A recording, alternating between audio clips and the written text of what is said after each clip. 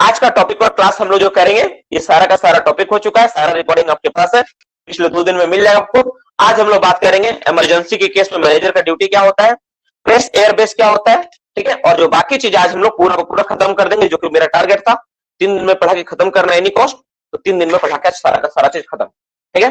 सारा का सारा चीज हम लोग खत्म कर देंगे। तो मोटा मोटी बात हम लोग जो देख लेते हैं, फिर से एक बार रिवाइज कर लेते 5 मिनट। हम लोग देखें कि माइंस में, माइंस क्या है, एक माइंस क्या है, एक तरह से देखा जाए तो क्या है, अनअप्रोचेबल प्लेस है, जहां पर किसी तरह का कोई ना कोई घटना कभी भी घट सकता है, ठीक है। अगर कोई घटना घटती है तो उस समय बाहर की कोई टीम, जैसे एनडीआरएफ हो गई या फिर कोई फोर्स हो गया या फिर कोई फायर ब्रिगेड वाला हो गया, वो माइंस में तुम्हारा रेस्क्यू रिकवरी वर्क स्टार्ट नहीं कर पाएगी। क्यों नहीं कर पाएगी? सिंपल कारण है, क्योंकि माइंस क्या है, अनअप्रोचेबल होता है, वहां पे लाइट नहीं होता है, उनको काम करने का अनुभव नहीं है, तो वो नहीं कर पाएंगे। तो उसके लिए हम लोग क्या डिसाइड किया गया, उसके लिए हम लोग डिसाइड किए कि एक रूल बनाना होगा, और उस रूल में माइंस के कुछ वर्कर को ट्रेनिंग देके हमको माइंस में उन्हीं के द्वारा रेस्क्यू एंड रिकवरी वर्क चलाना है, ये हम लोग डिसाइड किए। तो उसके लिए हम लोग 2 सेटअप बनाए, एक है रेस्क्यू स्टेशन, दूसरा है रेस्क्यू रूम। रेस्क्यू स्टेशन में क्या क्या होता है, रेस्क्यू स्टेशन में सुपरिंटेंडेंट, 2 इंस्ट्रक्टर और 18 रेस्क्यू टीम ब्रिगेड। अब अगर 35 किलोमीटर के अंदर उसके अंदर माइंस है तो कोई दिक्कत नहीं है। अगर 35 किलोमीटर का दूर हो जा रहा कोई माइंस, तो हम लोग क्या करेंगे, उस केस में हमको क्या करना होगा, उस केस में हमको अलग से रेस्क्यू रूम बनाना पड़ेगा, जिसमें एक रेस्क्यू रूम इंचार्ज और साथ ही साथ तुम्हारा क्या रहेगा, 5 रेस्क्यू ट्रेन पर्सन सरफेस पे मौजूद होना चाहिए किसी भी इमरजेंसी में काम करने के लिए। जैसे कोई एक्सीडेंट हो गया तो 5 आदमी पहले काम करेंगे, काम करने के बाद जैसे ही तुम्हारा 35 किलोमीटर दूर जो मेरा रेस्क्यू स्टेशन बैठा हुआ है, वहां से जब व्यक्ति आ जाएंगे तो मेरा सारा का सारा काम फिर वही ताबेदारी उन्हीं पर चला जाएगा। तो ये चीज हो गया मेरा, ठीक है। ये चीज हम लोग पढ़ चुके, ये सब हम लोग देख चुके हैं। फिर इसमें हम लोग सुपरिंटेंडेंट साहब का ड्यूटी क्या होता है, इंस्ट्रक्टर का ड्यूटी क्या होता है, एक रेस्क्यू ट्रेन पर्सन बनने के लिए किसी को क्या चाहिए, रेस्क्यू रूम इंचार्ज का ड्यूटी क्या होता है, ये हम लोग पढ़ चुके हैं। रेस्क्यू जो टीम का जो लीडर होता है उसका ड्यूटी क्या है, रेस्क्यू ट्रेन पर्सन जो बनेगा उसका ड्यूटी क्या है, सब लोग देख चुके हैं। अब आज का टॉपिक है सबसे अहम पार्ट और मुख्य पार्ट, अगर कोई इमरजेंसी हो जाए तब मैनेजर क्या करेगा और क्या कहानी होता है, उस पर हम लोग चर्चा करेंगे, उस पर हम लोग जानेंगे। ये प्लान जो है साथ ही साथ इमरजेंसी रिस्पांस इवैक्यूएशन प्लान का भी पार्ट, ठीक है। इमरजेंसी रिस्पांस एंड इवैक्यूएशन जो प्लान होता है ना, ये पार्ट कहीं ना कहीं उससे भी रिलेटेड है, मतलब क्या होता है, उसमें एक ऑर्गेनाइजेशन बनाना होता है जिसमें सब व्यक्ति का हम लोग डिसाइड कर देते हैं कि किसका किसका क्या ड्यूटी है। सभी व्यक्ति का हम लोग क्या कर देते हैं कि वर्क को डिसाइड कर देते हैं कि हाँ भाई इसका ये ड्यूटी, इसका ये ड्यूटी है, ये सारा का सारा ड्यूटी को हम लोग क्या करते हैं, डिसाइड कर देते हैं। जो इमरजेंसी और जो मेरा emergency response and evacuation plan होती है ना, उसमें हर एक व्यक्ति को हम लोग डिसाइड कर देते हैं कि हाँ इमरजेंसी के केस में इस व्यक्ति का ड्यूटी ये है, इस व्यक्ति का ड्यूटी है, ताकि कभी इमरजेंसी के केस में मुझे अगर कोई डिसीजन लेना हो तो किसी को कोई डाउट ना हो, ठीक है, किसी का कोई डाउट ना हो, इस हिसाब से हम लोग क्या करते हैं, काम को करते हैं। तो ये जो इमरजेंसी रिस्पांस इवैक्यूएशन प्लान है वो कहीं ना कहीं तुम्हारा रेस्क्यू से रिलेटेड है। किससे रिलेटेड है वो? रेस्क्यू से रिलेटेड है, रेस्क्यू से रिलेटेड है। क्यों? क्योंकि इमरजेंसी होगा, उस समय रेस्क्यू को बुलाना है। तो ये रेस्क्यू जो है ना, उस इमरजेंसी रिस्पांस इवैक्यूएशन प्लान का एक पार्ट है। हम लोग अब क्या करेंगे, हम लोग बारीकी से हम लोग समझेंगे कि मैनेजर उस समय क्या करेगा। क्लासेस का 2 पार्ट है बाबू। हम लोग, मेरा ड्यूटी ये भी है कि मैं आपको हर एक बात को समझाऊं, साथ ही साथ मुझे ये भी ध्यान में देना होगा कि जो कुछ भी आपको पढ़ाया जा रहा है, आपको हर एक बात दिमाग में अच्छे से जाए, आप समझो और स्पीड में भी करवाना हो, ठीक है। तो मैं जितना हो पाए मैं मैक्सिमम वर्ड को टच करते हुए मैं आपको पढ़ाने का प्रयास करता हूं, ठीक है। ये काहे फोन कर रहा बच्चा लोग बिना मतलब का? हाँ ठीक, क्या हुआ? अच्छा अच्छा, देखता हूं साउंड कैसे हो रहा है। ठीक है ठीक है,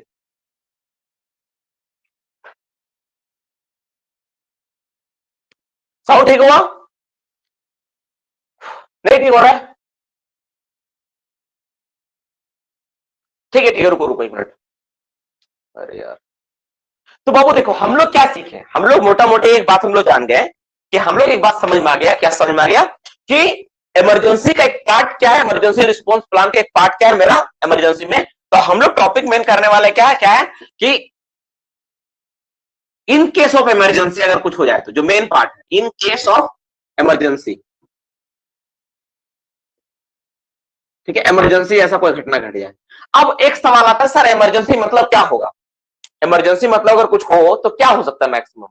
क्या हम लोग इमरजेंसी का मतलब निकालेंगे सर, क्या इसका मतलब निकलता है, ठीक है। इमरजेंसी का मतलब क्या निकलता है, अगर इस पार्ट को अगर अच्छे से समझना है अगर इस पार्ट को ध्यान है तो सबसे पहले ध्यान सुनो। जैसे मान लो क्या हो गया, कहीं पे एक्सप्लोजन हो गया, कहीं पे पानी घुस गया, कुछ भी हो सकता है इमरजेंसी। मतलब क्या हो रहा है,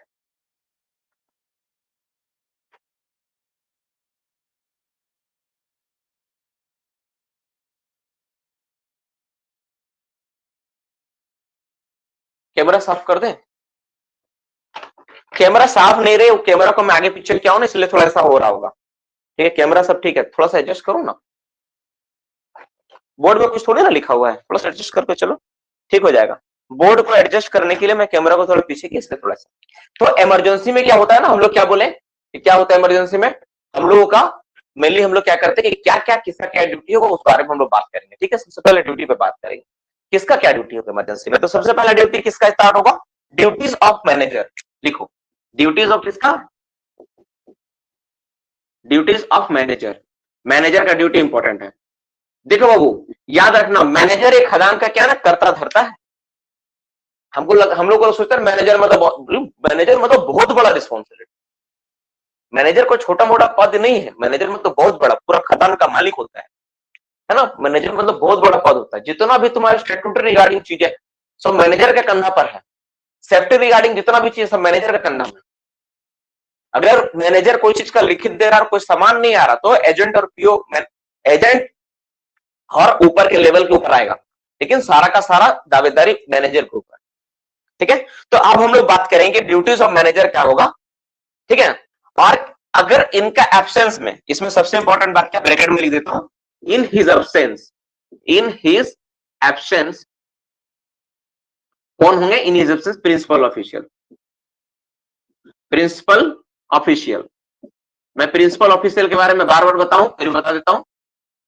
ठीक है, प्रिंसिपल ऑफिशियल ऐसा व्यक्ति जो खदान में सीनियर मोस्ट पद पर, सीनियर व्यक्ति है ना, जो सबसे ज्यादा सीनियर होगा उसको हम लोग प्रिंसिपल ऑफिशियल बोलेंगे। सबसे पहले मैनेजर क्या कहेगा, सबसे पहले मैनेजर को जैसे पता चला कि मेरा, या फिर प्रिंसिपल ऑफिसर को पता चला अगर वो नहीं है मैनेजर, तो वो सबसे पहले क्या करेंगे, इन्फॉर्म करेंगे, तुरंत तुरंत फोन लगाएंगे सब। किसको करेंगे, इन्फॉर्म। मैं शॉर्ट में लिखूंगा, सारा का सारा लिखना, इन्फॉर्म, इन्फॉर्म। ठीक है, इन्फॉर्म। मैं छोटा में लिख रहा हूं, रेस्क्यू रूम को लिख रहा हूं मैं आर, रेस्क्यू रूम को मैं आर लिखता हूं। ठीक है, and rescue station, and rescue station को क्या करेगा, इंफॉर्मेशन देगा कि जो भी रेस्क्यू रूम और रेस्क्यू स्टेशन के अंदर उस माइंस को आता है उसको तुरंत वो फोन करके बताए कि ऐसा हो गया। ठीक, सेम टाइम क्या करेंगे, साथ ही साथ क्या करेंगे, बी नंबर में इंफॉर्मेशन देंगे, किसका, इंफॉर्म करेंगे फिर वो। ठीक है, inform rescue train person, RTP मैंने कल बताया था, आरटीपी मतलब रेस्क्यू ट्रेन पर्सन। ठीक है, क्या है, employed in mine, employed in mine. Mines में मेरा जो रेस्क्यू ट्रेंड पर्सन जो है उसको भी इंफॉर्म देके बुलाना होगा, भाई कि खदान में इमरजेंसी हो गया, आप भी क्या करिए, आप भी जल्दी से आ जाइए, इस तरह का घटना घटा है, उसको भी सूचना देना पड़ेगा। तीसरा किसको सूचना देना पड़ेगा, information nearly owner agent manager for RTP. ठीक है, इंफॉर्मेशन फिर देना पड़ेगा, सूचना देना पड़ेगा, इंफॉर्मेशन, इन्फॉर्म नियरली, लिखो इन्फॉर्म नियरली, नियर बाय लिखो, नियरली या नियर बाय अच्छा रहेगा, नियर बाय लिखो, नियर बाय ओनर एजेंट और मैनेजर को सूचना दे देंगे, किस बारे में भाई, क्यों, for RTP, for rescue train person, कि आपके पास अगर रेस्क्यू ट्रेन पर्सन अगर है तो आप हमको असिस्ट करिए, हमको जरूरत पड़ सकता है रेस्क्यू ट्रेन पर्सन का। ठीक है, आप हमको भेजिए, इफ रिक्वायर्ड, अगर आपको जरूरत है तो, इफ रिक्वायर्ड। अगर तुमको लग रहा है कि नहीं हमको आदमी का जरूरत है तब तुम फोन करके बोलोगे, अगर छोटा मोटा केस है तो बताने का जरूरत नहीं होता है। सबसे इंटरेस्टिंग बात क्या होता है पता है आपको, जब जैसे ही कोई पता चलता है ना घटना वगैरह कुछ घटा है तो सारे लोग क्या होता है, आजकल तो सोशल मीडिया का बहुत बड़ा चलन है, फेसबुक व्हाट्सएप ट्विटर सब जगह लोग जुड़े रहते हैं। एक मैसेज जाने पे उन लोग को इस तरह से ट्रेनिंग होता है ना, मैसेज जाने पे they always ready to proceed anywhere. ऐसा मैं देखा था हमारे एक भैया से, बासव नाम था उनका, बासव मंडल। ठीक है, हाँ बंगाली थे वो, बासव मंडल लिखते थे अपना टाइटल। तो वो जो थे वो रेस्क्यू ट्रेन पर्सन थे, और एक घटना घटा था न्यू केंदा में। ठीक है, शायद वो व्यक्ति फॉल से गिरा था, ठीक है, मतलब हाइट से गिर गया था। तो वो घटना सुनने के साथ ना उनको पता चला ऐसा होने वाला, फटाफट रेडी होकर चलने लगे, मुझे जाना है, ऐसा घटना घटा, मुझे फोन करके बुलाए उससे पहले मैं वहां पहुंच जाऊंगा। ये होता है टेंडेंसी, मतलब तुम्हारा ब्रेन को इस तरह बना दिया जाएगा, proactive, that is called proactive. ठीक है, ये हो गया inform near by owner agent manager हो गया, डी नंबर में लिखो inform rescue station about the nature of occurrence. ठीक है, inform inform inform rescue station, rescue station को इन्फॉर्म करेंगे, साथ ही साथ उसको बताएंगे about about nature nature of accident, इसके बारे में भी उसको बताना पड़ेगा। मतलब यहाँ पे रेस्क्यू रूम रेस्क्यू स्टेशन को बताया और साथ में उसको फिर फोन करके मतलब उसी समय बता देंगे उसको क्या कि मेरा नेचर ऑफ ऑकरेंस क्या है, नेचर ऑफ ऑकरेंस, OCCURANC। देखो देखो कौन कौन घटना हो सकता है। मान लो हमसे मेरा माइंस में एक्सप्लोजन हो गया, तो उसके लिए जो तैयारी लगेगा इनंडेशन में क्या वही तैयारी लगेगा बोलो। अगर किसी माइंस में अगर पानी आ जाए, किसी में एक्सप्लोजन आ जाए, दोनों एक ही लेवल का रेस्क्यू रिकवरी वर्क चलेगा? कभी नहीं। इनंडेशन में अगर कोई व्यक्ति कर रहा है वो तो बनाए तो सब बनाएगा। ठीक है, देखो अगर मान लो कि माइंस में अगर एक्सप्लोजन होता तो उस केस में जो चाहिए उसमें तुम्हारा एक्सप्लोजन रिलेटेड सारा apparatus पहन के जाना पड़ेगा, और अगर इनंडेशन हो जाए तो इनंडेशन रिगार्डिंग लेके जाना पड़ेगा। तो उस दोनों केस में अपना अपना हिसाब से वो, इसलिए ऑकरेंस किस तरह हुआ है घटना के बारे में बताना पड़ेगा कि इस तरह का घटना घटा है। ठीक है, घटना के बारे में बताना पड़ेगा, घटना को क्लियर करना पड़ेगा। इन्फॉर्म मेडिकल असिस्टेंस, ई नंबर इन्फॉर्म करना होगा, inform medical assistance, medical assistance assistance मतलब कि जिस तरह से मेडिकल हेल्प चाहिए आपको, किस मेडिकल जो लोग हैं उसको भी फोन करके बताना पड़ेगा भाई मेरा माइंस में इस तरह घटना गिर गया, ये सारा चीज चाहिए। सेंड इंफॉर्मेशन, ठीक है, send information to RI, send information to RI, immediate भेजते ना, सेंड इंफॉर्मेशन दे देते उसको RI को, मेसन टू RI को भी रीजनल इंस्पेक्टर को भी सूचित कर देना होगा कि भाई मेरा माइंस में एक्सीडेंट हो गया। हम लोग बोलते हैं ना फोर्थ विथ तुरंत RI को बताना होता है कि कोई एक्सीडेंट होने से, तो फोर्थ विथ हमको क्या करेंगे RI को इंफॉर्मेशन देगा भाई इस तरह घटना हुआ। तो अगर कोई एक्सीडेंट होता है तो मैनेजर और या फिर उनके एब्सेंस में कोई प्रिंसिपल ऑफिशियल जो माइंस में मौजूद है, तो ये 6 काम उनको करना पड़ेगा। इंफॉर्मेशन देना पड़ेगा रेस्क्यू रूम रेस्क्यू स्टेशन को, रेस्क्यू ट्रेन पर्सन जो अपने माइंस के उसको बताना पड़ेगा, इन्फॉर्म करना पड़ेगा near by owner agent manager, rescue train person required है तो बगल वाला माइंस को बता दीजिए। Inform the rescue station about the nature of occurrence, जिस तरह का घटना है उसके बारे में रेस्क्यू स्टेशन को फोन करके बताइए कि ये घटना घटा है। मेडिकल असिस्टेंस आपको चाहिए, उसके लिए इंफॉर्मेशन करिए, डॉक्टरों को बुलाइए, क्यों अभी ना एम्बुलेंस वगैरह रहेगा। इमेजिन करो एक व्यक्ति आधा मरा हुआ स्थिति में ऊपर आया, अब तुम्हारे पास एम्बुलेंस नहीं है, ले जाते रास्ते में कुछ हो गया तो रिस्क नहीं लेना है, सारे लोगों को फोन कर देते सभी लोग आ जाता है। Send information RI, send information to RI होगा, RI को भी साथ में क्या करना है इंफॉर्मेशन दे देना है कि भाई मेरा माइंस में इस तरह घटना घटा है, जो इंफॉर्मेशन तो वही। इसके बाद 24 आवर में सबको फिर बताना होता है। ठीक है, जैसे तुम्हारा RI हो गया, CLA हो गया है ना, इसके बारे में। इसके बाद ये सारा हो गया, इसके बाद सबसे इंपॉर्टेंट बात, इसके बाद एक नोट जैसा हम लोग लिखेंगे, all rescue and recovery work, all rescue, ठीक है, और rescue and recovery work, rescue and recovery work, recovery work ध्यान से देखना, ये इंपॉर्टेंट लाइन है, रिकवरी वर्क। देखिए कंडक्ट अंडर, ठीक है, कंडक्ट अंडर,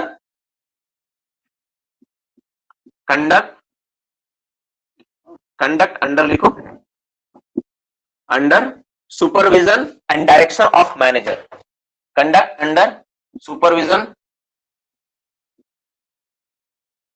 सुपरविजन और direction, supervision and direction under manager, साफ साफ लिख दिया है, डायरेक्शन अंडर मैनेजर, डायरेक्शन ठीक है ऑफ मैनेजर लिखो, ऑफ मैनेजर। तो जो मैनेजर है ना उन्हीं के निगरानी में ही सारा काम होगा, और प्रिंसिपल ऑफिशियल, PO लिख दे रहा हूं, प्रिंसिपल ऑफिशियल, ठीक है, जो प्रिंसिपल ऑफिशियल उनका, या फिर ठीक है जो मैनेजर साहब उनका सुपरविजन निगरानी में सारा का सारा काम होगा। जो भी रेस्क्यू मतलब जैसा तुम काम कर रहे हो, जो भी स्टेप ले रहे हो, इसे इमेजिन करता हूँ। चलो जैसे अभी एक माइंस में हुआ घटना कुछ दिन पहले ही, मैं उसका जिक्र कर देता हूँ, आपको समझ में आएगा, बहुत आपको ले दी। ठीक है, कोई बच्चा एसीएल अगर होगा उसके इस बारे में पता होगा मैं किस माइंस के बारे में बात कर रहा हूँ। ठीक है, बहुला कोलेरी, कोई बच्चा होगा इस सेल के बारे में बहुला कोलेरी का नाम सुना होगा। बहुला कोलेरी में 3 यूनिट है, प्योर जामबन, नोट जामबन, रियल जामबन। तो नोट जामबन का जो माइंस है, उस माइंस में क्या हुआ, कुछ दिन पहले फायर का संकेत मिला था, तो फायर को लोग कंट्रोल नहीं कर पाए और फायर क्या हो गया, आउटब्रस्ट हो गया, पूरी तरह माइंस में फैल गया और उस माइंस को बंद करना पड़ा, उस यूनिट को बंद करना पड़ा, बहुला कोलेरिक यूनिट को बंद करना पड़ा। तो ऐसा नहीं होता कि अचानक जगह बंद कर दिए, नहीं होता है, उसके लिए टीम बनती है। तुमको जानकर हैरत होगा ना, अभी हम लोग पढ़ेंगे, इन केस ऑफ मेजर, अगर इमरजेंसी हो जाए, बहुत बड़ा घटना घट जाए, तो टीम बना के काम होता है। जैसे राजमहल जैसा डिजास्टर हो गया, या फिर इमेजिन करो चासनाला पार्ट 2 हो गया, या फिर धोरी पार्ट 2 हो गया, तो उस केस में ना इमरजेंसी टीम बनती है, अभी हम लोग पढ़ेंगे उसके बारे में। और जो चीजें होती है ना, बारी बारी से स्टेप बाय स्टेप होता है, ऐसा नहीं होता कि कोई गया अजय बंद कर दो, इसको बंद कर दिया, फिर खोल दो, फिर खोल दिया, ऐसा नहीं होता है। सब चीज का स्टेप्स होता है कि हाँ ऐसे करना, अच्छा ये चीज हो रहा है, उस प्रॉब्लम को प्रॉपर एनालिसिस करके उस हिसाब से काम करना होता है।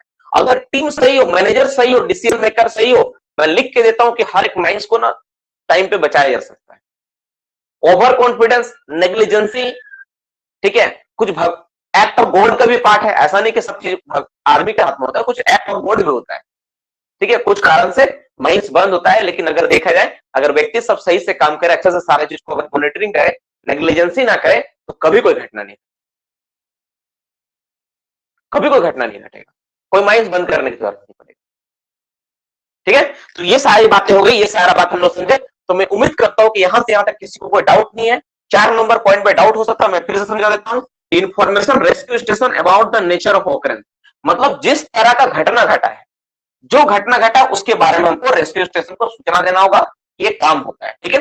अब हम लोग बात करेंगे इसी का पार्ट 2, अगर कोई मेजर, ठीक है, मेजर इमरजेंसी हो जाए, तो बहुत बड़ा इमरजेंसी हो जाए तब क्या होगा, ठीक है। In case of major emergency, heading दो, in case of major emergency, तब उस केस में ड्यूटीज क्या होगा, किसका, मैनेजर, ठीक है, या फिर उनके एब्सेंस में प्रिंसिपल ऑफिशियल का।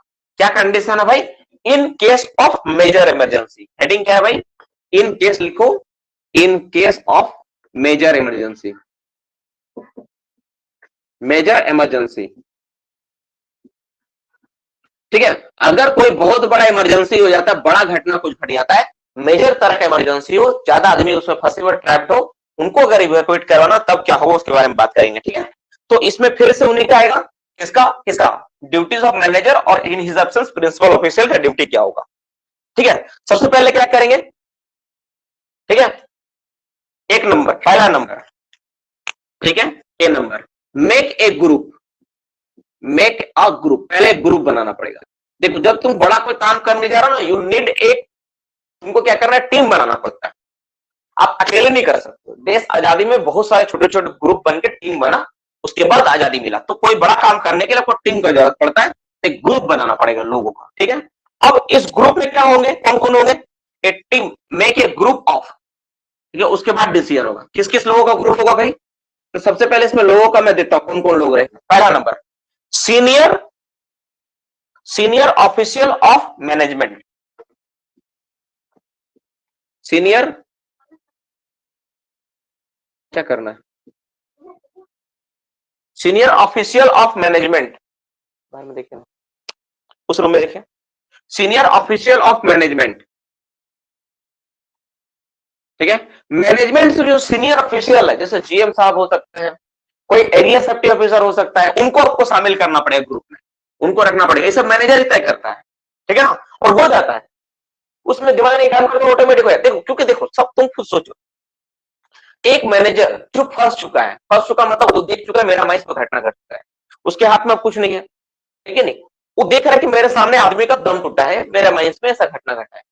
अब वो डिसीजन पूरी तरह नहीं ले सकता अकेले सोच के, तो उनको एक टीम का जरूरत है, ग्रुप का जरूरत है, ताकि वो बेहतर डिसीजन, जब 4 आदमी मिलकर वो काम करते हैं ना, तो कुछ ना कुछ बात निकल कर आता है। आज ही मैंने इस बात को देखा बेहतर तरीके से, हमारे माइंस में एक नया मैगजीन को उद्घाटन हुआ, हमारे माइंस में एक नया मैगजीन बना है, तो उसके रिगार्डिंग में देखा, छोटा छोटा जब 10-12 लोग आते हैं ना, तो बहुत सारा बात निकल कर आता है, ठीक है। रिप्रेजेंटेटिव ऑफ डीजीएमएस, रिप्रेजेंटेटिव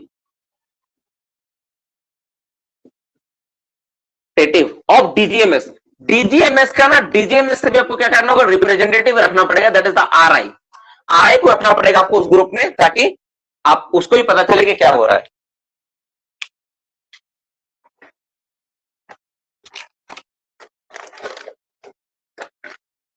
हाँ, उसमें लेकिन नहीं है। हाँ, उसमें है क्या? नहीं होगा। अच्छे से कहीं नहीं रखती है। ठीक है, नेक्स्ट लिखो सी नंबर में, इसके बाद लिखो यहां पर, यहां देखो सी नंबर में लिखो, तीसरा नंबर में क्या होता है? ठीक है, considered rescue station, concerned rescue station, CON CERED concerned, consider rescue station. Rescue station के जो होंगे, रेस्क्यू स्टेशन के जो होंगे उनको भी तुमको शामिल करना होगा। और चौथा नंबर किसको शामिल करना होगा साथ ही साथ? चौथा नंबर में लिखो यूनियन रिप्रेजेंटेटिव ऑफ, ठीक है, recognized union of worker, recognized recognized union, union of worker. जैसे माइंस में आपको पता है कि बहुत सारा यूनियन चलता है, BMS हो गया, HMS हो गया, अलग अलग तरह के यूनियन है, तो उनके भी प्रतिनिधित्व को, रिप्रेजेंटेटिव जो होते हैं उनको रखना होता है। रिकॉग्नाइज्ड यूनियन ऑफ वर्कर के जो प्रतिनिधित्व है उसका, कंसर्न रेस्क्यू स्टेशन के जो व्यक्ति उसको, रिप्रेजेंटेटिव जो DGMS के उनको, और सीनियर ऑफिशियल मैनेजमेंट के इन लोगों को शामिल करके एक ग्रुप बनता है, और वो ग्रुप डिसाइड करती है क्या होगा। जैसे उदाहरण के तौर पर मैं मान लेता हूं, सोचो एक माइंस में क्या हो गया, एक माइंस में तुम्हारा फायर हो गया, ठीक है, तो मैनेजर बोल रहे कि फायर हुआ, 4 आदमी मेरा ट्रैप है, ठीक है, हमको निकालना है, क्या करना है? अब उस पर बात चल रहा है। एक आदमी बोला सर एक काम करते हैं, आदमी जो वहां पे फंसा हुआ है ना, हम लोग उसको बोलते हैं कि रिटर्न से आप आइए, रिटर्न से आइए, हम पंखा बंद करके आपको निकाल लें, ठीक है। दूसरा आदमी बोला सर रिटर्न से हम कैसे ला सकते हैं, रिटर्न का तो सर वहां पे तो चौक किया हुआ है, वहां तो सर आ नहीं पाएगा, क्योंकि सर वो तो ड्रिफ्ट है, वहां पे तो सीढ़ी है ही नहीं। तो अलग अलग तरह का बात उठेगा, अलग तरह के लोग बात करेंगे उस केस में, ठीक है ना। तो जो डिसीजन निकल कर आएगा ना, तो वो डिसीजन मेनली काम करते हैं। रिप्रेजेंटेटिव यूनियन का रखना इसलिए जरूरी है क्योंकि जो वर्कर होते हैं ना, पूरा हाइपर हो जाता है उस कंडीशन, वो सुनने को तैयार नहीं होते। केवल तुम देखा है कभी वर्कर को किसका बात सुनता है? नेता का ही बात सुनता है, मैनेजमेंट का बात नहीं सुनता। अगर कोई घटना घट गया, वर्कर को आप कभी देखे नहीं, वो भी इसलिए आप ऐसा बात कर रहे हो। कोई कितना अच्छा वर्कर हो, ठीक है, जब कभी कोई घटना घटता है ना, ऑलवेज वो क्या होता है, नेता का बात ही डर से सुनता है वो, नहीं तो किसी का बात वो नहीं सुनता है। वही अगर नेता उसको डांट के बोलेगा ना, है समझ में नहीं आ रहा तुमको, तो चुप हो जाएगा वो, क्योंकि वो मैनेजमेंट को नहीं जानता, उसको नहीं पता कि मैनेजमेंट का पावर क्या, उसके बारे में उसको आइडिया ही नहीं। उसको मालूम है कि भाई ये नेताजी जो है यही मेरे लिए बेस्ट है, यही MLA मेरे, यही जो है, यही यूनियन है, यही करता धरता, ये सब कुछ करे। तो उस समय यूनियन को रखना जरूरी है। रेस्क्यू स्टेशन इसलिए क्योंकि रेस्क्यू रिकवरी वर्क उनके अंदर में वो इसलिए है। DGMS का RI जो होता है, चूंकि वो माइंस के इंस्पेक्टर है, उनको रखना जरूरी है। और सीनियर ऑफिशियल चूंकि उस माइंस के बारे में पता होता है, इसलिए उनको रखना जरूरी होता है। इस तरह और भी लोग जो है उनको भी रखा जा सकता है, जिसको लगता है कि हाँ जरूरी है इनका। जैसे मान लो कि जो व्यक्ति जो माइंस के बारे में अच्छे से पता करता हो, जो जानता हो कि माइंस में कहाँ क्या हो सकता है, उसको रखना पड़ेगा उसमें। उनके बिना काम ही नहीं चलेगा, नहीं तो बार बार बोलना पड़ेगा आप आइए कर। तो इस तरह से क्या होता है, सारे के सारे डिसीजन होते हैं, इस तरह से काम होता है। तो मोटा मोटी आपको समझ में आ गई हो गया, ठीक है। अब सवाल आता सेकंड पार्ट पे। आदमी बन गया, टीम बन गया, सबको फोन कर दिया, तो फोन करने से क्या आदमी निकल कर आ गया? अगर हम सबको इंफॉर्मेशन दे दे माइंस में कि भाई मेरा घर में, मेरा माइंस में ये हो गया, तो आदमी उठकर आ गया? नहीं आया। अब हम लोग बात करें कि आगे प्रोसीड क्या होगा, ठीक है। इसका पार्ट 2, मतलब अगर इन केस ऑफ अगर इमरजेंसी हो जाए तो मैनेजर क्या क्या ड्यूटी पता चल गया। तो मैनेजर ड्यूटी क्या क्या, तो rescue station, rescue room, police, सबको बुला के रखा है वो। मतलब पुलिस भी होते हैं नो डाउट, ताकि लॉ एंड ऑर्डर को कायम रखा जाए। तो इसके साथ लोकल पुलिस को भी इंफॉर्मेशन जाता है, वो इमरजेंसी रिस्पॉन्स एंड इवैक्यूएशन का पार्ट होता है। तो यहां पर तुम्हारा क्या है, तुम्हारा मेडिकल को तुम फोन कर दिया, सबको फोन कर दिया, सब माइंस में आ गया। तो क्या जो आदमी ट्रैक हो क्या हो जाएगा? ठीक नहीं। उसके बाद हमको रेस्क्यू रिकवरी वर्क स्टार्ट करना पड़ेगा, एग्जीक्यूट करना पड़ेगा, उसको चालू करना पड़ेगा। तो हम चालू कैसे करेंगे रेस्क्यू रिकवरी वर्क, एग्जीक्यूट कैसे करेंगे, उसी का रिगार्डिंग हम लोग नेक्स्ट पार्ट में पढ़ते जानते हैं। यहां तक कोई डाउट है किसी को, कोई नंबर पे, तो आप नंबर देके पूछ लो। ABCD सब लिखा हुआ है, सारा नंबर में अगर कोई डाउट है आप नंबर देके पूछ सकते हो, नहीं तो मैं आगे बढ़ता हूँ। समय बर्बाद मत करना बाबू बिना मतलब का, क्योंकि आप सबको पता है कि 3 नंबर वाला पॉइंट, 3 नंबर वाला बार बार आ रहा है। कंसर्न रेस्क्यू स्टेशन, जो रेस्क्यू स्टेशन के जो हेड होता है ना, दैट इज द सुपरिंटेंडेंट, उनको रखना होता है, ठीक है। ये लिख लो, सुपरिंटेंडेंट लिख लो, उनको टीम में शामिल करना होता है, ठीक है। यही बात लिखा हुआ है। तो इस तरह से हम लोग क्या करते हैं, रेस्क्यू वाला ये हो गया। अब हम लोग बात करेंगे, मैनेजर का ड्यूटी खत्म हो गया, सबको बुलाया, ठीक है। अब हमको रेस्क्यू रिकवरी वर्क स्टार्ट करना है। तो सबसे पहले काम क्या होगा, सबसे पहले काम होगा टीम का गठन। टीम मतलब रेस्क्यू टीम का गठन, कि रेस्क्यू टीम में कौन कौन व्यक्ति जाए। पांच 5 से 6 लोगों का टीम बनेगा कि हाँ ये व्यक्ति जाना, डिसाइड हुआ कहाँ पे घटना घटा है। रेस्क्यू ट्रेसिंग होता है, rescue tracing that is the rescue plan होता है। हम लोग उस पर अभी चर्चा करेंगे क्या होता है। रेस्क्यू ट्रेसिंग और रेस्क्यू प्लान हो तो उसको प्लॉट किया जाएगा, सबके सामने रखा जाएगा, सबको समझाया जाएगा कि देखिए इस माइंस में ये गैलरी है, ये सेक्शन है, ये डिस्ट्रिक्ट है, इसमें काम हो रहा है, यहाँ पे ये घटना घटा है, हम लोग का अंदाजा है कि यहाँ पर ये घटना घटा है, हम लोग को यहाँ पे जाकर रेस्क्यू रिकवरी वर्क करना है। वो इन्फॉर्मेशन उसके पता चला गया, टीम का गठन हो गया कि टीम में 5-6 लोग रहे। अब टीम में क्या होता है, टीम लीडर सेलेक्ट करना होता है, ठीक है। तो कल मैंने बताया था कि टीम का लीडर कौन तय करता है, सुपरिंटेंडेंट साहब ही बताते हैं कि टीम का लीडर मेरा ये रहेगा। टीम लीडर को बना दिया, अब वो लोग क्या करेगा, अपना सारा सामान लेकर आगे बढ़ेगा।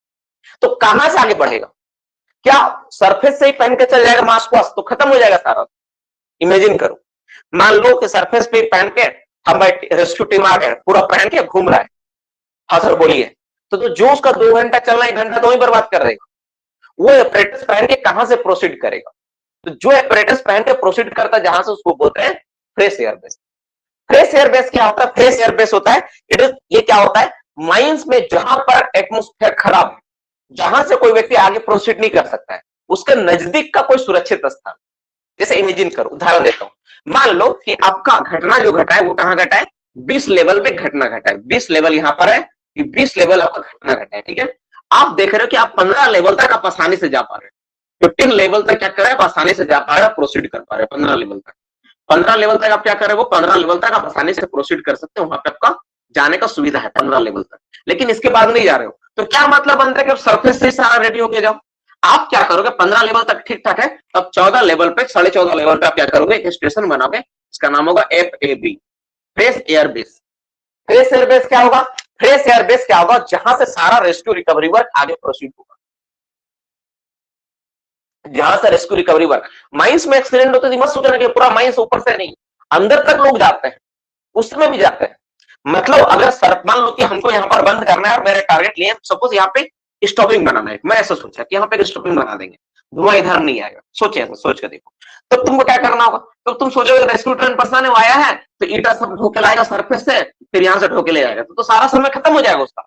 नॉर्मल वर्कर जो काम करते हैं, नॉर्मल वर्कर वो सरफेस से लेके आपको fresh air work, fresh air तक काम करते हैं वो लोग। नॉर्मल वर्कर कहां से कहां तक, सरफेस से लेके एफबी तक, और एफबी से क्योंकि वहां का एटमोस्फेयर खराब है, तो यहाँ पे जो काम करते होता है रेस्क्यू ट्रेन पर्सन।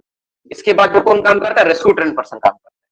तो नॉर्मल वर्कर ड्यूटी क्या है, सरफेस से स्टार्ट करेगा, वो सरफेस से स्टार्ट करेगा, किसको लेके, सरफेस से स्टार्ट करेगा, कहां पे, एफबी तक काम करना स्टार्ट करेगा। और रेस्क्यू ट्रेन पर्सन क्या करेगा, फ्रेश एयर बेस से लेके कहां तक काम करना स्टार्ट करेगा, अप टू जहां तक तुम्हारा माइंस डेंजर स्थिति में, कंडीशन खराब है, वहां तक काम करेगा कौन, तुम्हारा रेस्क्यू ट्रेन पर्सन काम करेगा। ये होता है सिस्टम। तो सारा टाइम उसी को, यहाँ का जो एटमोस्फेयर है तो यहाँ का नॉर्मल एटमोस्फेयर होता है, यहाँ का एटमोस्फेयर क्या, तो नॉर्मल होता है। तो हम लोग अभी पूरा को पूरा बात जानते हैं फ्रेश एयर बेस क्या होता है, किस कंडीशन कब बनाते हैं, कहां बनाते हैं, सारा का चीज इसी के ऊपर हम लोग चर्चा करेंगे, ठीक है। फ्रेश एयर बेस क्या होता है, दिस इज द एस्टेब्लिशमेंट, एक टेम्पररी एस्टेब्लिशमेंट है। जैसे तुम पिकनिक करने जाते हो, तो पिकनिक करने जाते हो तो कैसा सेलेक्ट करते हो, कहाँ पिकनिक आपको बनाना है, तुम देखते हो कि भाई वहां पे छाव भी रहे, थोड़ा थोड़ा थोड़ा धूप का भी आनंद मिल सके, साफ सुथरा रहे। अब मान लो वहीं पे 2 जगह कुत्ता लेटरिंग करके बैठा है, वहां पे तुम पिकनिक बंदे स्पॉट चूज करोगे कि वहीं बगल में खाना बनाओगे, कभी नहीं। तुम सेलेक्ट करोगे ना भाई कि साफ सुथरा रहे, वहां पे किसी तरह कोई गंदगी ना हो, थोड़ा धूप छावा रहे, एक अच्छा समतल भूमि रहे। तुम पहाड़ के चोटी पे चल के पिकनिक मनाने और एक चूल्हा घर आ रहा, इज इट पॉसिबल है, ठीक है, सुरक्षित है नहीं। तो उसी तरह फ्रेश एयर भी क्या है, फ्रेश एयर भी क्या है, जस्ट एक टेम्पररी एस्टेब्लिशमेंट है, क्या हम यहां से सारा काम करेंगे, वो बना है, that is called fresh air base. तो हम लोग का नेक्स्ट हेडिंग क्या होगा, हम लोग का टीम बन चुका है, टीम बन के हम लोग सुपरिंटेंडेंट साहब क्या क्या टीम बना दिया, टीम में 6 व्यक्ति डिसाइड कर दिए, जो कि कल का टॉपिक था। टीम बनने के बाद हम लोग जो रेस्क्यू टीम का जो दैट इज द लीडर होता है, वो सारा चीज को चेक कर लिया कि अपरेटस वगैरह सही है। अब हम लोग बात करेंगे fresh air base. Fresh air base को पहले डिसाइड किया जाएगा, फ्रेश एयर बेस क्या होगा, वहां के बारे में सुनो, ठीक है। फ्रेश एयर बेस सब आपस में रिलेटेड है, फ्रेश एयर बेस, ठीक है। तो सबसे पहले क्या होता है, फ्रेश एयर बेस बनाना होता है। तो कहां पर बनाएंगे इसको, लोकेशन क्या होगा, किस लोकेशन में बनाया जाएगा, सिर्फ लोकेशन लिखेंगे, ठीक है, ए नंबर लोकेशन। तो इसको हम लोग बनाएंगे कहां पे, as near to the irrespirable, लिखो एज नियर, जितना हो, as near to the इरेस्पोरेबल,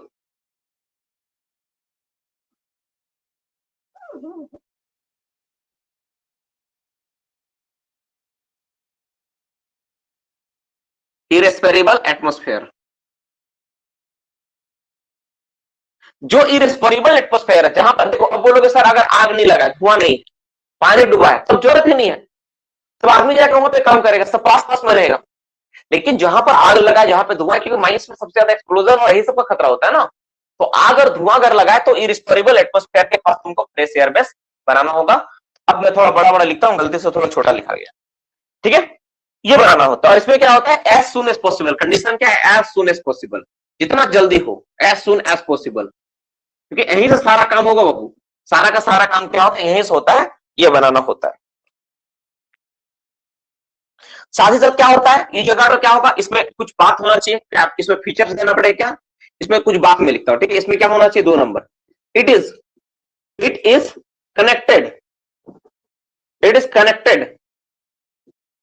connected लिखो, it is connected with telephone, with telephone, telephone द्वारा इसको कनेक्ट करना होगा, टेलीफोन, तुरंत तुरंत बोल के तार वार होता है, जोड़ जड़ के हम टेलीफोन वहां पे लाके लगा देंगे ताकि बात हो, ठीक है। कहां पर किस तरह बात हो,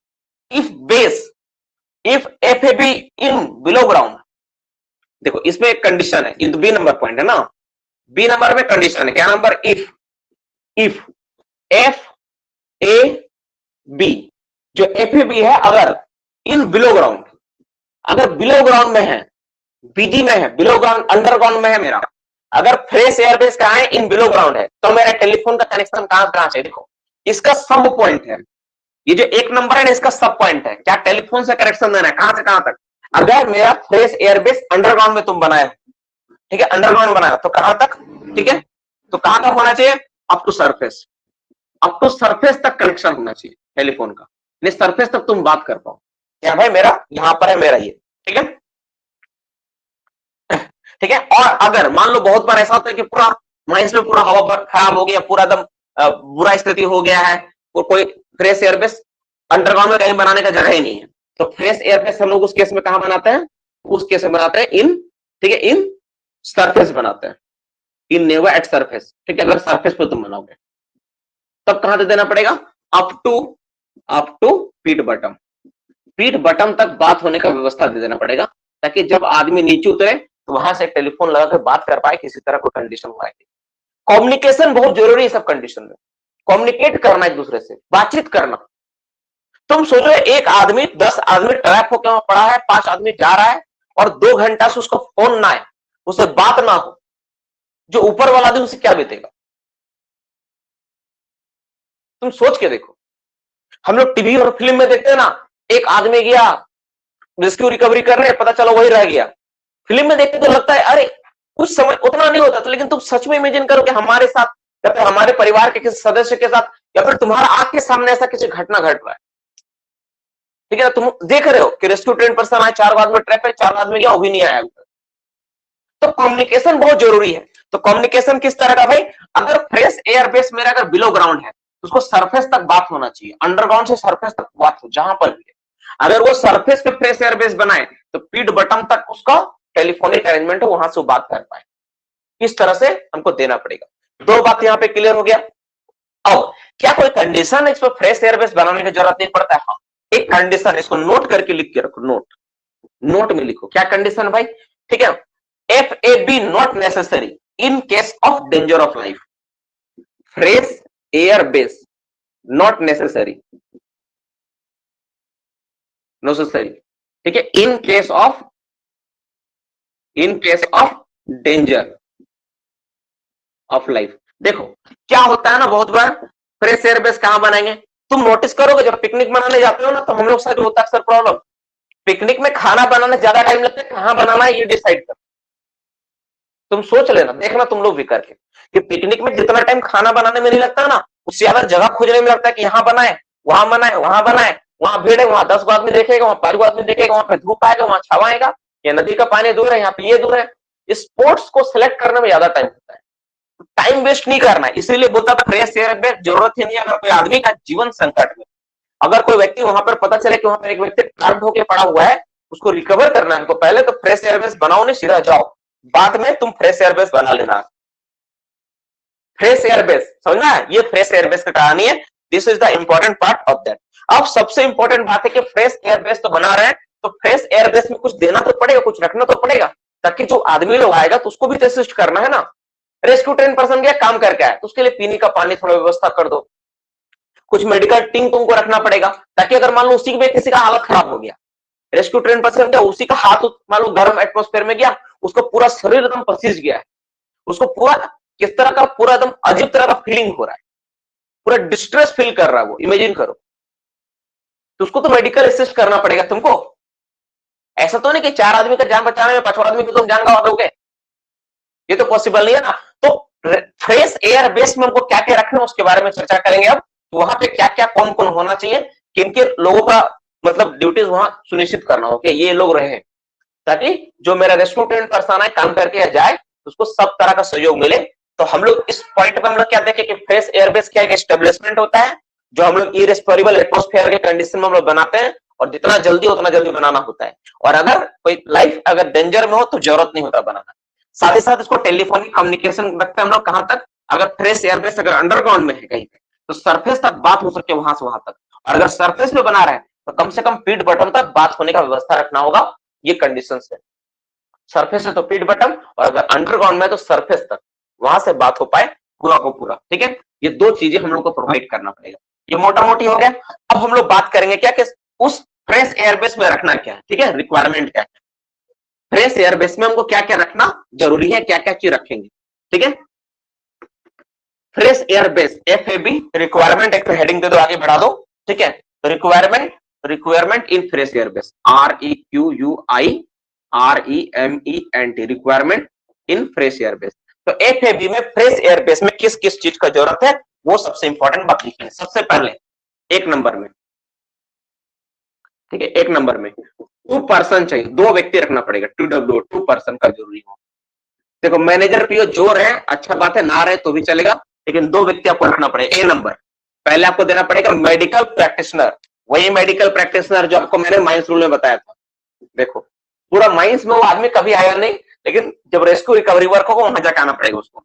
medical practitioner, medical practitioner TIONER, medical practitioner रखोगे। बी नंबर इसके साथ क्या होना चाहिए, rescue train person, rescue train person आपको रखना पड़ेगा, ठीक है। फिर दूसरा number a spare rescue team with operator, 2 number a spare rescue team,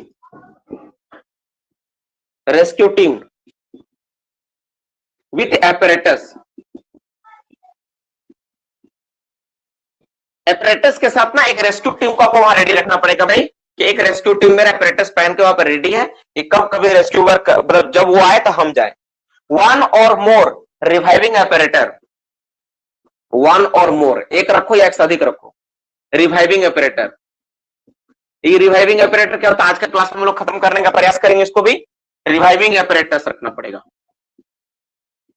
ठीक है। इसको रखेंगे ताकि जो व्यक्ति को, जैसे रिवाइविंग ऑपरेटर्स क्या होता है, जब किसी व्यक्ति को सांस लेने में कष्ट होता है, सांस नहीं ले पाते हैं, तो उस केस में इसी ऑपरेटर्स को पहना के उसको आर्टिफिशियल, ठीक है, आर्टिफिशियल ब्रीदिंग करवाया जाता है, आर्टिफिशियल रूप से, कृत्रिम रूप से श्वसन कराया जाता है। तुम देखा होगा अक्सर, तुम किसी व्यक्ति को जब फिल्म वगैरह देखता है, कोई व्यक्ति क्या होता है, किसी व्यक्ति को देखा ऑक्सीजन मास्क पहने हुए करते हुए देखा है, बस वही है, वही पहनाते, वही सेम टू सेम पूरा वही सेटअप ही होता है। कोरोना काल में आप इसके बारे में अक्सर परिचय हुए होंगे, ऑक्सीजन सिलेंडर से, है ना। तो वही ऑक्सीजन सिलेंडर वाला ही पार्ट होता है, वही वाला रखना होता है, ताकि व्यक्ति को आर्टिफिशियल रूप से ऑक्सीजन दिया सके। साथ ही साथ क्या देना पड़ेगा, एक first aid box and stretcher, एक फर्स्ट एड बॉक्स रखिए, ताकि कोई व्यक्ति अगर आए तो उसको फर्स्ट एड, मेडिकल प्रैक्टिशनर है, अगर बॉक्स नहीं उसके पास तो क्या वो ट्रीटमेंट करेगा, ठीक है ना। एंड स्ट्रेचर, ताकि व्यक्ति अगर कोई है उस कंडीशन में तो उसको स्ट्रेचर पे लेटा के हम लोग ऊपर ले जा पाए, स्ट्रेचर रखना पड़ेगा, ठीक है। इसके साथ क्या रखना पड़ेगा और, ठीक है, 2 flap safety lamp, 2 flame safety lamp, 2, ये बहुत इंपॉर्टेंट है, देखना ये सवाल पूछ देता है इसमें से ना, कोई कोई सवाल एग्जाम में रहेगा, ठीक है।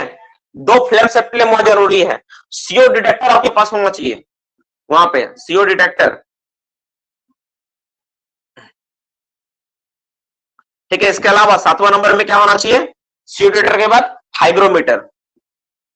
देखो ये वाला तुम भूल जाओगे इसलिए टिक मार के रखो, तुमको लगा हाइग्रोमीटर का क्या जरूरी है, ह्यूमिडिटी से पता चलता है वहां पे कि एटमॉस्फेयर में तुम्हारा क्या बोलता है फायर का टेंडेंसी क्या है, ठीक है। ह्यूमिडिटी से पता चला, पूरा एयर ड्राई है तो तुम समझ जाओ कि आग पूरी तरह लगा हुआ है, अगर ह्यूमिड एयर तो समझोगे कि तुम्हारा क्या बोलता है कि तुम्हारा ठीक ठाक कंडीशन में।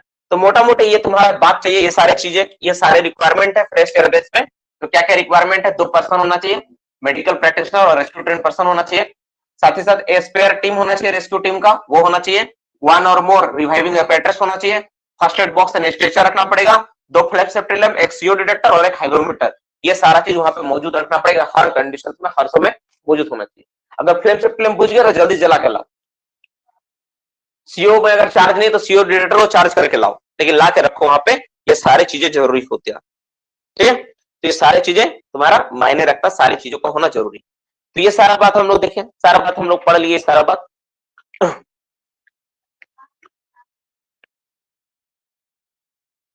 ठीक है। अब हम लोग बात करते हैं इसके बाद, अब हम लोग बात करते हैं कि जो रेस्क्यू टीम गया, ठीक है, काम करने के लिए जो रेस्क्यू टीम गया है, तो यहां तक क्लियर हो गया, यहां तो कोई डाउट तो नहीं बाबू किसी को, जो डाउट अगर है तो ही मैसेज करना, नहीं तो मत करना, अगर डाउट है तो मैसेज करना, अगर नहीं है तो मैसेज मत करना, आप लोग चुपचाप से लिखो, कोई दिक्कत नहीं है। हाँ, स्मोक हेलमेट भी रहता है, स्मोक हेलमेट भी लिख लो, स्मोक हेलमेट, सही बोले, स्मोक हेलमेट, इस लिस्ट में स्मोक हेलमेट का नाम है, स्मोक हेलमेट भी होना चाहिए। स्मोक हेलमेट का जरूरत पड़ता है कि हाँ, स्मोक हेलमेट तो माइंस में रखते हैं ना, यहाँ पे जरूरत पड़ेगा क्या, क्योंकि ऑलरेडी जो व्यक्ति पहन के काम कर रहा है उसके पास क्या है कि वो रिवाइविंग apparatus, मतलब reviving apparatus, self content breathing apparatus पहन के काम कर रहा है, तो उसको स्मोक हेलमेट का जरूरत पड़ता है। हाँ? होगा सर,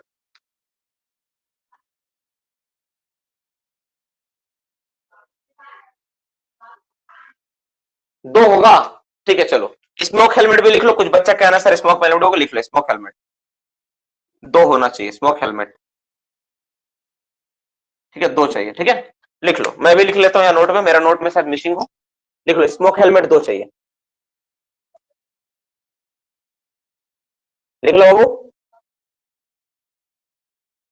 तो ये सारा का सारा चीज चाहिए, सारा रिक्वायरमेंट होता है, ठीक है।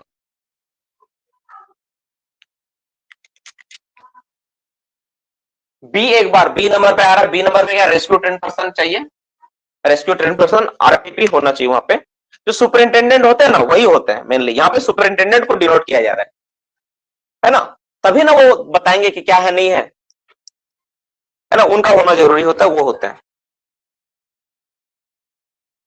स्मोक हेलमेट क्या होता है ना, एक तरह का हेलमेट होता है, उसमें पाइप लगा होता है, उसमें धोखनी लगा होता है, उसके जरिए हम लोग क्या करते हैं, व्यक्ति पहन के वो जा सकता है किसी भी एटमोस्फेयर में, लेकिन वो घुमाते रहना चाहिए, उस धोखने से हवा भेजते रहना चाहिए।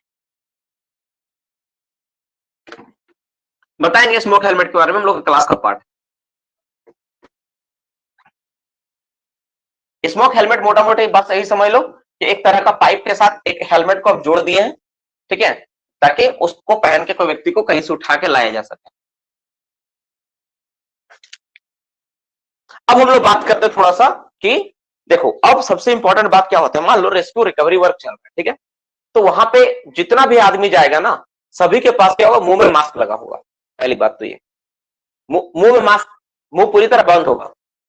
तुम देखियो कभी पहनते हुए कि लोग जो ब्रीदिंग apparatus पहनते हैं वो कैसे पहनते हैं, सेल्फ कंटेंट ब्रीदिंग apparatus, तुमने देखा है, उसमें नोज को बंद करना होता है और मुंह में उसका पाइप को डालना होता है और दांत से पकड़ के रखना होता है।